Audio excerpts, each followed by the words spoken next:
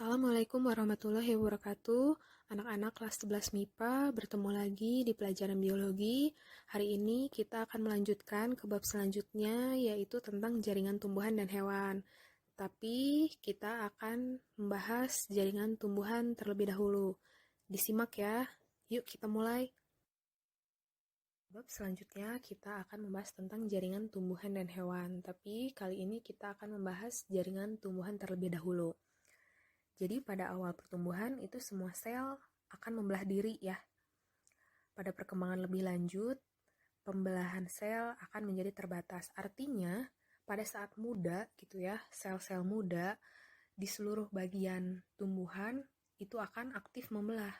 Kemudian pada saat semuanya sudah membelah atau dia sudah remaja gitu ya, si pembelahan selnya ini akan menjadi terbatas. Jadi yang membelah itu hanya di bagian-bagian tertentu.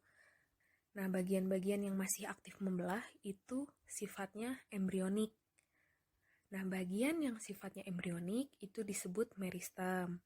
Sedangkan yang sudah tidak memiliki kemampuan membelah diri, artinya jaringannya disebut jaringan dewasa. Jadi kalau jaringan yang tidak bisa membelah lagi itu artinya jaringan dewasa ya, sudah mentok.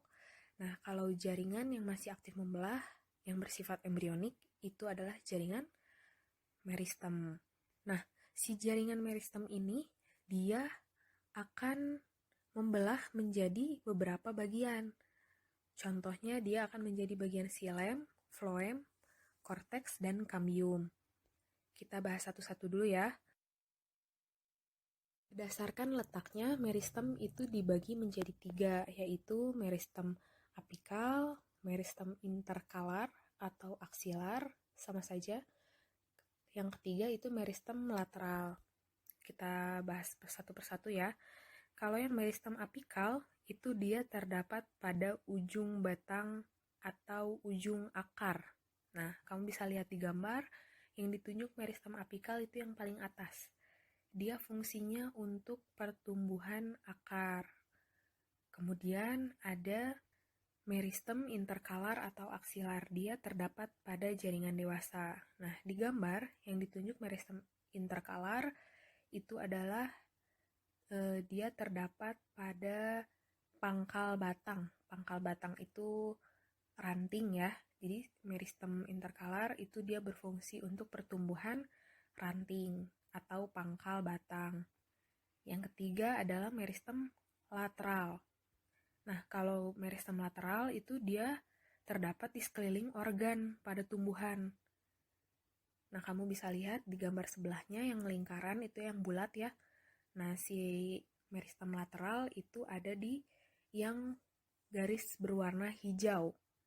Itu adalah cambium. Dia fungsinya untuk perkembangan cambium pada batang tumbuhan. Selanjutnya ada jaringan korteks. Jaringan korteks itu jaringan perkembangan dari meristem. Jadi lebih lanjut dari meristem ya.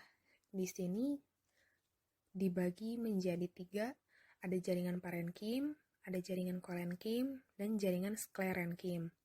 Kita bahas satu persatu. Yang pertama adalah jaringan parenkim. Jaringan parenkim ini berfungsi sebagai jaringan dasar penyimpanan cadangan makanan. Jadi semua makanan itu disimpannya di jaringan parenkim. Kamu bisa lihat di gambar itu yang sebelah kiri itu sayatan memanjang sel parenkim, yang di tengah itu sayatan melintang, tapi sama saja ya, sama-sama parenkim. Nah, yang di sebelah kanan itu gambar full dari jaringan parenkim. Ciri-ciri dari jaringan parenkim itu yang bisa dilihat dari gambar ini ya. Yang pertama adalah selnya berukuran besar.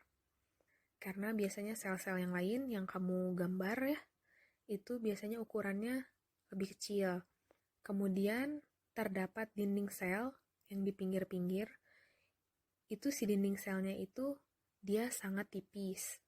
Kemudian bisa dilihat dari gambar yang di sebelah kanan ya, yang C, dia itu jaringannya tidak rapat. Artinya dia punya spasi, punya jarak gitu ya.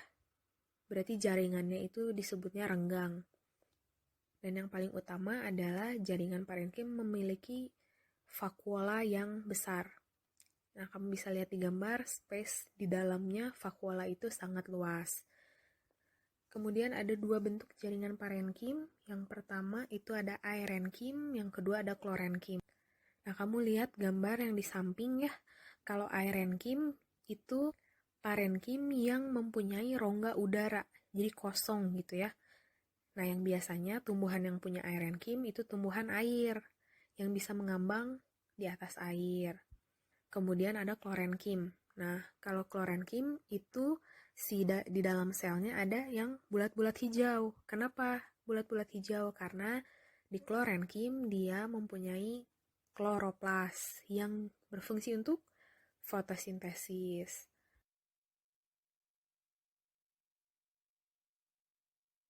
Kemudian yang kedua ada jaringan kolenkim. Jaringan kolenkim itu fungsinya untuk memperkuat organ tumbuhan. Nah, ciri khas dari jaringan kolenkim itu selnya memiliki penebalan dinding sel. Kamu bisa lihat di gambar, bisa dibandingkan dengan gambar yang sebelumnya, gambar parenkim. Kalau jaringan kolenkim ini dinding selnya lebih tebal. Kenapa? Karena dia terdiri atau tersusun dari selulosa dan pektin. Kemudian yang terakhir ada jaringan sklerenkim. Jaringan sklerenkim ini fungsinya sebagai penyokong organ yang menyokongnya gitu ya. Nah, ciri-ciri dari jaringan sklerenkim itu selnya sudah tidak aktif lagi.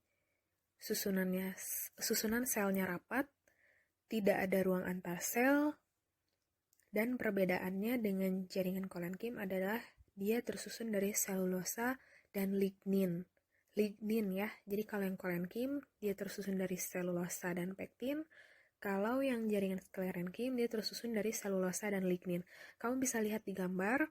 Nah, jaringan yang sklerenkim itu bukan jaringan yang ditunjukkan bulat-bulat putih, tapi jaringan sklerenkim adalah yang berwarna ungu.